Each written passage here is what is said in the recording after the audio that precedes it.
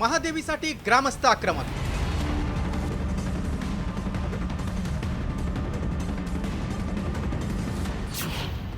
वनतारामध्ये महादेवीला नेण्यास विरोध।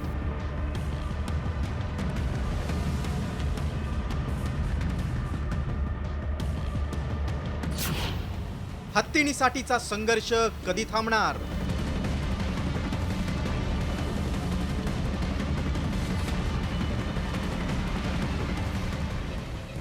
ही आहे कोल्हापूर जिल्ह्यातल्या शिरोळमधल्या जैन मठाकडे गेल्या 34 वर्षांपासून असणारी माधुरी उर्फ महादेवी हत्तीणी। याच महादेवीसाठी नांदेडीतील ग्रामस्थ रस्त्यावर उतरले। लढायचं भिडायचं ते आपल्या माधुरीसाठीच अशा आशयाचे फलक घेऊन नांदेडी पंचक्रोशीतील हत्तीण बचाव कृती समितीनं गावात मोर्चा काढला। आतापर्यंत वेगवेगळ्या मागण्यांसाठी मोर्चात सहभागी होणारे लोक पाहिले असतील, मात्र एका हत्तीणीसाठी निघालेला हा राज्यातील पहिलाच मूक मोर्चा असावा। पेटा संस्थेकडून हत्तीणीची नीट काळजी घेत नसल्याचं सांगत तक्रार दाखल करण्यात आली होती। तक्रारीची शहानिशा करण्यासाठी एक उच्चाधिकार समितीची स्थापना करण्यात आली। समितीकडून 2023 मध्ये हत्तीणीला गुजरातला पाठवण्याची शिफारस करण्यात आली। या निर्णयाविरोधात मठानं 2024 मध्ये हायकोर्टात याचिका दाखल केली। डिसेंबर 2024 मध्ये समिती हत्तीणीला गुजरात वनतारामध्ये पाठवण्यावर ठाम होती। 2025 मध्ये मठानं पुन्हा याचिका दाखल करून उच्च न्यायालयात आव्हान दिलं। मुंबई हायकोर्टाचे महादेवीला वनतारामध्ये सोडण्याचे आदेश आहेत। मठाकडून आता हत्तीणीच्या ताब्याबाबत सर्वोच्च न्यायालयात याचिका दाखल करण्यात आली आहे। दरम्यान महादेवी हत्तीणीला नेण्यासाठी वनताराचं पथक येणार असल्याचा समज झाल्यानंतर मध्यरात्री हजारो नागरिक रस्त्यावर उतरले। या निर्णयाला त्यांनी विरोध केला।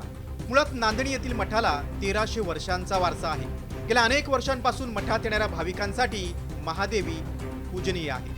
33 वर्षांपासून नांदेडी ग्रामस्थ हत्तीणीचा सांभाळ करत असतील तर इतक्या वर्षांपासून प्राणी हक्काचा मुद्दा का उपस्थित करण्यात आला नाही? वनतारासारख्या खासगी प्राणी संग्रहालयात महादेवीला नेण्यामागे कारण काय, असा सवाल उपस्थित केला जातोय। माधुरी आजारी पडलेली होती, त्यावेळी उपचाराची गरज होती। त्यावेळी मात्र वन खात्यानं हात वर केले। आम्ही विनंती केली होती, माझा स्वतः मी पत्र लिहिलेलो आणि या हत्तींची चांगल्या पद्धतीनं जोपासना केली जाते।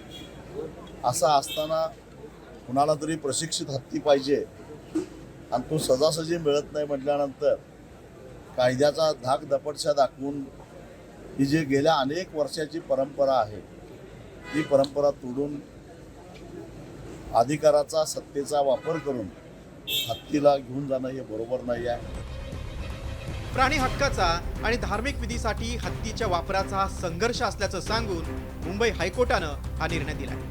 मात्र पंचक्रोशीतील ग्रामस्थांचा रोष पाहता सर्वोच्च न्यायालय हायकोर्टाच्या निर्णयावर काय भूमिका घेणार, हत्तीणीसाठीचा संघर्ष कधी थांबणार हे पाहणं महत्त्वाचं आहे।